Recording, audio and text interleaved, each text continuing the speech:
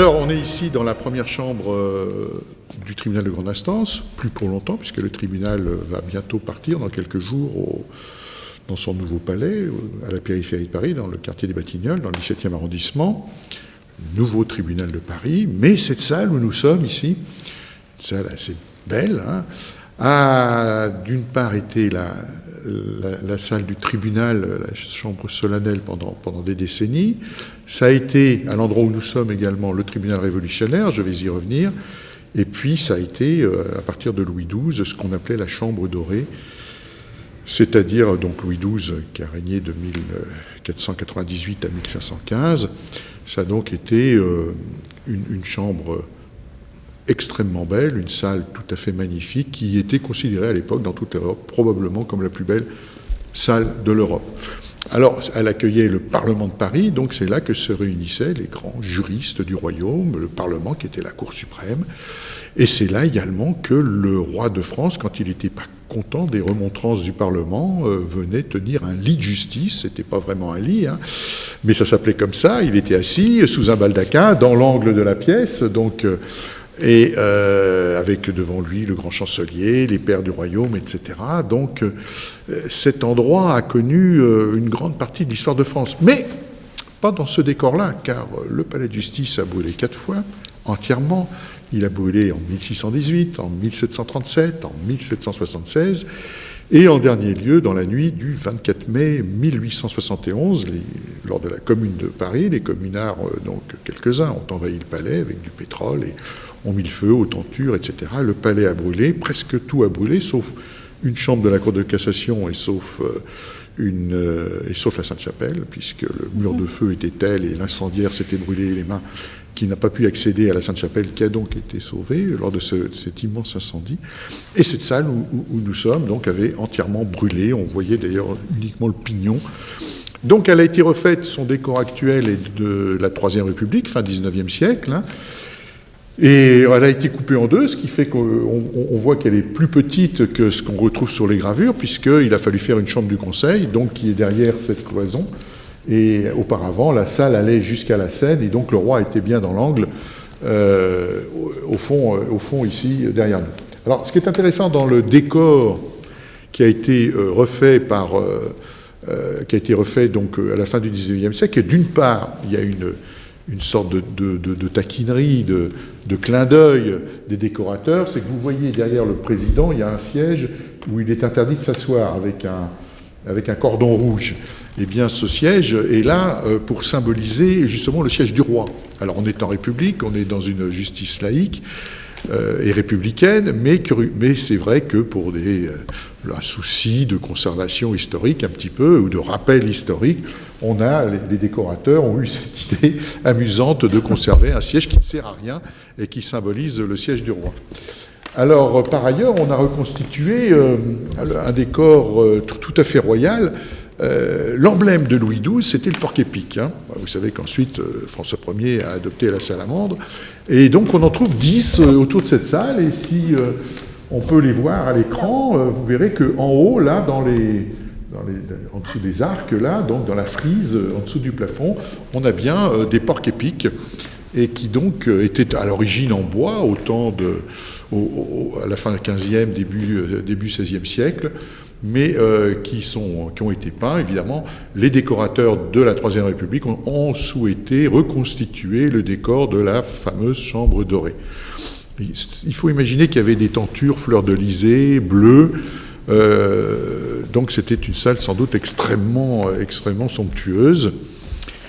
En 1789-90, c'est la Révolution. En 1790, le maire de Paris, qui était Jean-Sylvain Bailly, qui était un astronome, met les scellés sur le palais, puisqu'on supprime toutes les juridictions, les bailliages, les prévôtés, les sénéchaussées en tout genre, évidemment le Parlement. Il est mis fin aux travaux de toutes les juridictions. On invente de nouveaux tribunaux.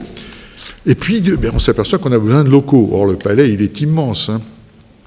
Donc, on va rouvrir le palais. Et en 1793, début 1793, après la mort de Louis XVI, qui lui, bien sûr, n'a pas été jugé ici, hein, mais où tous les locaux, les Tuileries, la salle du manège, où se sont déroulées plein de choses pendant la Révolution, n'existent plus. Les Tuileries ont brûlé, la salle du manège, qui était une académie d'équitation, a été détruite lors du percement de la rue de Rivoli. Donc, à partir de, en gros, mars 1793, l'accusateur public Fouquier-Tinville, le président du tribunal révolutionnaire Hermann, etc., s'installe ici. Donc Fouquier-Tinville va installer son bureau dans la tour Bombec, et cette salle, où nous sommes, cette salle devient la salle du tribunal révolutionnaire. Et c'est là que l'on va juger Marat, par exemple, qui va être acquitté et qui va sortir en triomphe sur une table. C'est là que l'on va juger Marie-Antoinette en octobre 1793. Elle est à peu près à l'endroit où je suis, peut-être à quelques mètres près. C'est lors de ce procès que le président du tribunal l'accuse d'inceste avec son fils dans la prison du Temple. Alors évidemment, ça l'indigne, et puis ça indigne tout le monde. C'est là où elle fait ce fameux geste où elle dit « J'en appelle à toutes les mères de France ». Et on dit même, la chronique nous rapporte que les tricoteuses, dit-on, pleuraient à ce moment-là. Enfin bon, c'était des accusations absolument indignes. Et donc Marie-Antoinette a été condamnée à mort et elle était détenue sous nos pieds à la conciergerie, et donc elle a été guillotinée en octobre. Et quelques jours plus tard, les Girondins ont à leur tour été jugés ici et ont fait un dernier banquet entre eux à la conciergerie et sont partis vers la guillotine. Donc c'est dire si cette salle est chargée d'histoire royale, le Parlement, toute l'élaboration du droit français, le tribunal révolutionnaire, et puis ensuite, au cours du XIXe siècle, ça va devenir la salle de la Cour de cassation, qui au départ s'appelait tribunal de cassation, et qui est devenue rapidement la Cour de cassation, et qui a siégé ici donc pendant une bonne partie du XIXe siècle, avant qu'à la fin du XIXe, on ne construise des locaux adaptés au fonctionnement de la Cour suprême. Donc, on trouve dans ce décor alors du parquet, et puis au fond de la salle du carreau. Alors ça nous rappelle que les juges étaient sur du parquet en bois, mais que les plaideurs étaient souvent au fond de la salle sur de la tomette, du carrelage ou du carreau. Et puis ça a donné un tas d'expressions, par exemple. Comme il n'y avait pas d'électricité à l'époque et donc pas de lumière, les audiences l'hiver se terminaient très tôt, et quand on ne pouvait pas accéder au parquet, on restait sur le carreau. Mais alors il y a d'autres explications également pour le carreau de la mine, notamment dans les régions minières. Mais voilà, on peut dire aussi que le langage judiciaire a parfois servi à alimenter le langage tout court. Il y avait l'idée aussi du parquet. Alors qu'est-ce que c'est que le parquet ?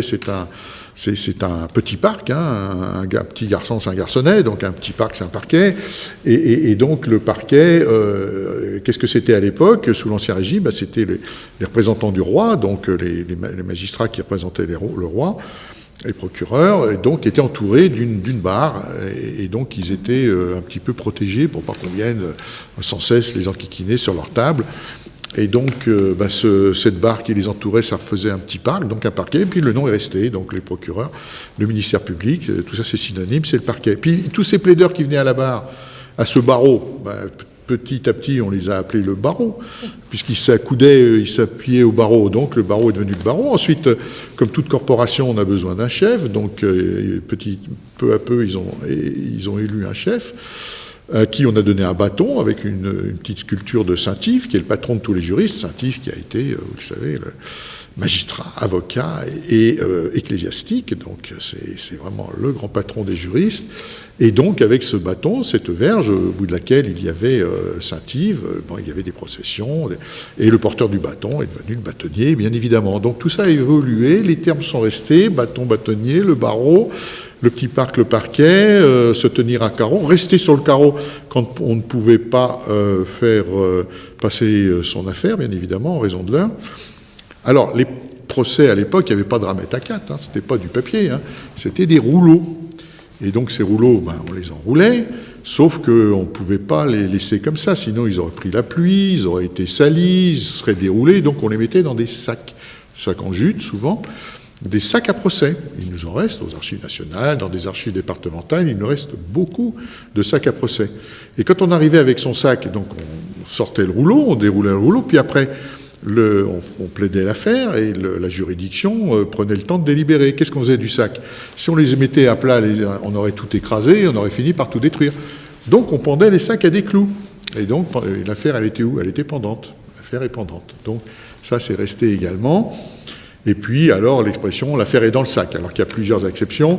Soit on dit que parfois l'avocat était de mèche avec le juge, et bon, donc il disait à son client « vous en faites pas, l'affaire est dans le sac ». Autrement dit, c'est même pas la peine de sortir le rouleau. Et puis, parfois, ça voulait dire aussi que quand l'affaire était définitivement jugée, on la rangeait dans le sac, l'affaire était dans le sac, et voilà. Donc, on a tout ce langage, toutes ces histoires qui sont parfois traduites dans le décor, et le Palais de justice de Paris a cette particularité que pour des raisons historiques, on y a conservé le décor royal, le décor impérial, on trouve beaucoup de Napoléon, notamment place Dauphine, enfin côté rue de Harlay, où on voit les aigles, où on voit le N de Napoléon.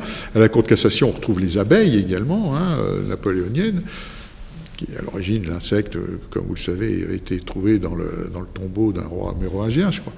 Et donc, on a tous ces rappels. Alors ici, on a le décor royal, mais on a aussi le décor républicain, et vous voyez qu'en dessous de République française, RF, on a bien la Marianne, qui est la Marianne de Jean-Baptiste Soitou. Jean-Baptiste Soitou était un artiste qui avait gagné un concours en 1848, organisé par le ministère de l'Intérieur et des Beaux-Arts. Il a fait une Marianne qui existe dans Paris d'ailleurs, elle est près du quai Malaquais, ou lorsqu'on passe devant l'Institut, l'Académie française, juste après. Elle est longtemps restée dans les entrepôts de la ville de Paris. Je crois que c'est le maire Jacques Chirac qui l'avait fait sortir il y a quelques dizaines d'années. Et donc on a la Marianne, bien évidemment, qui symbolise la République. Et au-dessus de la tête de la Marianne, je ne sais pas si votre caméra y a accès, donc on a une étoile dorée, qui est une étoile un peu à la fois républicaine, un peu maçonne, en ce sens que Ferry et quelques grands républicains y étaient très très attachés. Une étoile qu'on appelle une étoile montante. Donc ça, c'est vraiment la République. Et puis alors, on a de l'autre côté la pendule de Garnier. Au Palais de Justice, la plupart des très très belles pendules ont été faites par ce grand horloger, Garnier. Et on trouve au centre donc des rayons droits, qu'on appelle des rayons sagittés, puis des rayons courbes, qu'on appelle des rayons ondés. Et donc tout ceci compose ce qu'on appelle une échappée de soleil. Donc des très très belles pendules. Et puis alors on a un autre élément intéressant, c'est dans le décor au-dessus de la porte qui donne vers la chambre du Conseil, on a la tête d'Hercule.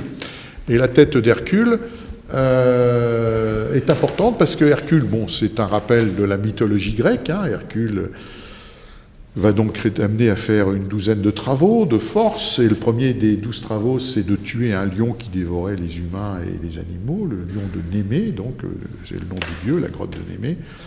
Donc Hercule a eu beaucoup de mal à tuer ce lion en l'étouffant, et il n'a même pas pu découper sa peau avec une dague, et il a fallu qu'il utilise les griffes du lion.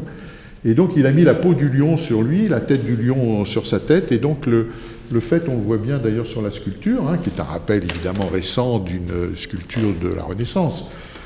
Mais quand on voit la tête de Hercule, Héraclès, avec une peau de lion, c'est un symbole d'invincibilité.